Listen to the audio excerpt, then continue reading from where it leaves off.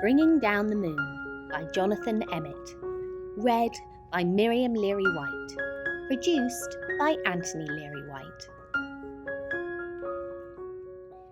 "Hot diggity!" exclaimed Mole as he burrowed out of the ground one night. "Whatever's that?" The moon was hanging in the sky above him like a bright silver coin. Mole thought that it was the most beautiful thing he had ever seen.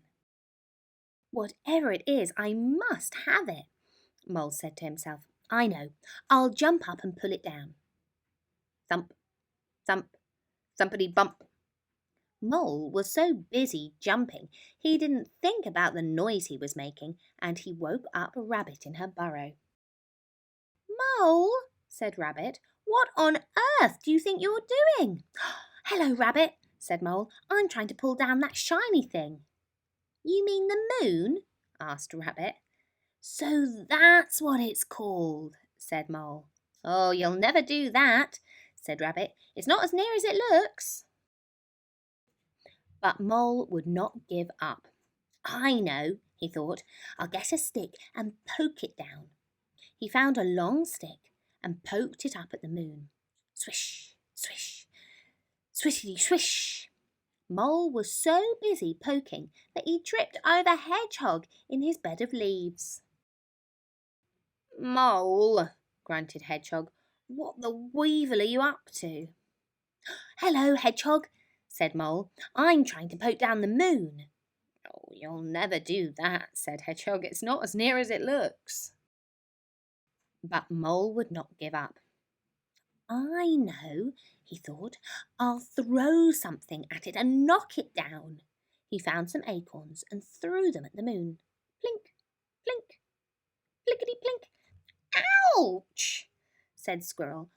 "Mole, have you gone nuts?" "Hello, Squirrel," said Mole. "I'm trying to knock down the moon." "Oh, you'll never do that," said Squirrel. "It's not as near as it looks." But Mole wanted the moon so badly, he would not give up.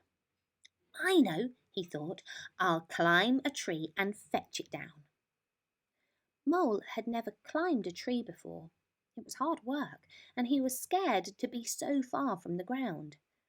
But he kept going until he saw the moon resting in the leaves above him. Mole stretched out his paws. But just when he thought he had the moon, he slipped. "Oh, eek! Ouch! Oh!" He tumbled down and landed splash in the middle of a puddle. "Hot darn diggity drat," thought Mole. "I almost had it that time." Then he noticed something floating in the puddle beside him. It was pale and wrinkled, but Mole recognized it at once. "The moon," whispered Mole. "It must have fallen down with me." He reached out to pick up the moon, but as soon as he touched it, it broke into pieces and vanished. Mole sat in the puddle and cried. Rabbit, Hedgehog and Squirrel came running up. "Are you all right, Mole?" asked Rabbit.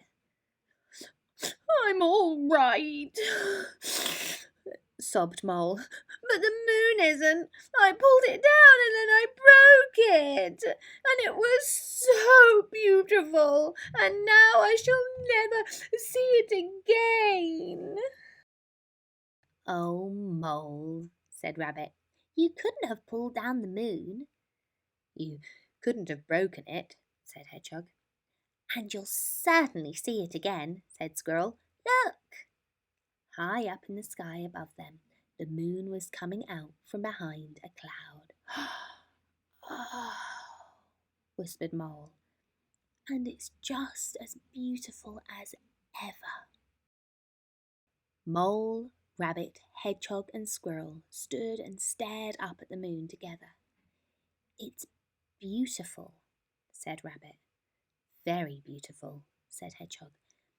"Very beautiful indeed," said Squirrel. "Yes," said Mole, "but it's not as near as it looks."